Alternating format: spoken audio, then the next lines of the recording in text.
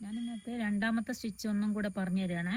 ഈ സിംഗിൾ ക്രോഷേൻ്റെ മുകളിൽ നിന്ന് ഡബിൾ ക്രോഷേ ചെയ്യാൻ വേണ്ടി ഈ കണ്ണിയിലുള്ള സൂചി ഇങ്ങോട്ട് വലിച്ചെടുക്കാണ്ട് അടുത്ത കണ്ണിയിൽ കുത്തുക.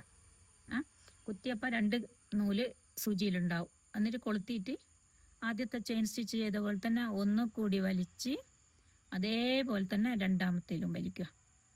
എന്നിട്ട് വീണ്ടും അതിൻ്റെ അടുത്ത കണ്ണി തന്നെ കുത്തിയിട്ട് ഒരു കണ്ണി പോലും ഇടവിടരുത്, തൊട്ടടുത്ത കണ്ണി കുത്തിയിട്ട് അതിൽ കൂടി വലിക്കുക. എന്നിട്ട് അതേ കണ്ണി മറ്റേ നൂലിൻ്റെ ഉള്ളിൽ കൂടി വലിക്കുക. തൊട്ടടുത്ത കണ്ണി കുത്തുക. ഇത് ഒന്നിച്ച് വലിക്കാൻ പറ്റും. ഞാൻ നിങ്ങൾക്ക് സാവധാനത്തിലായതുകൊണ്ട് കാണിച്ചു തരാത്താണ്. ഒന്നിച്ച് വലിച്ചിങ്ങെടുക്കുക. ഇതിൽ കുത്തുക, കൊളുത്തുക, വലിക്കുക, വലിക്കുക. ഇപ്പം മനസ്സിലാവുന്നുണ്ടാവുമല്ലോ. ഇതും കുറച്ചാൾ കമൻ്റെല്ലാം ഇട്ടത് കൊണ്ട് ഞാൻ രണ്ടാമതൊന്നും കൂടി കാണിക്കാമെന്ന് വെച്ചതാ. നമ്മൾ ഒരു സ്റ്റിച്ച്, ഒന്നാമത്തെ സ്റ്റിച്ച് തന്നെ നല്ലോണം പഠിച്ചാൽ രണ്ടാമത്തെ എളുപ്പം ചെയ്യാൻ പറ്റും, മൂന്നാമത്തെ അതിലും എളുപ്പം ചെയ്യാൻ പറ്റും. അപ്പോൾ നിങ്ങൾ ചെയ്യേണ്ടത് ഒന്നാമത്തെ സ്റ്റിച്ച് പല പ്രാവശ്യം പഠിക്കുക. അത് തന്നെ ഞാൻ വീണ്ടും വീണ്ടും പറയുന്നു.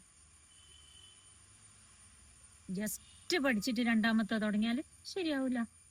ഒന്നാമത്തെ സ്റ്റിച്ച് ഏത് ഡിസൈൻ ചെയ്യുമ്പോൾ ഒന്നാമത്തെ സ്റ്റിച്ച് എന്തായാലും അത് ഉപയോഗിക്കണം. അപ്പോൾ അതാണ് തറോ ആക്കേണ്ടത്.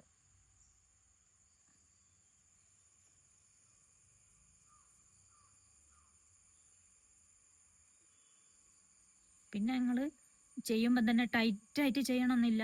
പഠിച്ചു വരുമ്പോൾ കുറച്ച് കണ്ണി ലൂസാക്കിക്കുക. എന്നിട്ട് ആ വിദ്യ പഠിച്ചതിന് ശേഷം ഒരേ വലിപ്പത്തിലുള്ള ചെയിൻ സ്റ്റിച്ച് ഇട്ടിട്ട് സാവധാനത്തിൽ ചെയ്ത് പഠിച്ചോ. ആദ്യം തന്നെ സ്പീഡൊന്നും കിട്ടൂല, എല്ലാവരും അങ്ങനെ തന്നെയാണ്. ഇത് ശരിയായി കിട്ടിക്കഴിഞ്ഞാൽ പിന്നെ നമ്മൾ ഒന്നിലും പിന്നോട്ട് പോവില്ല. എന്തൊക്കെ സാധനങ്ങൾ ഉണ്ടാക്കാനുണ്ട്,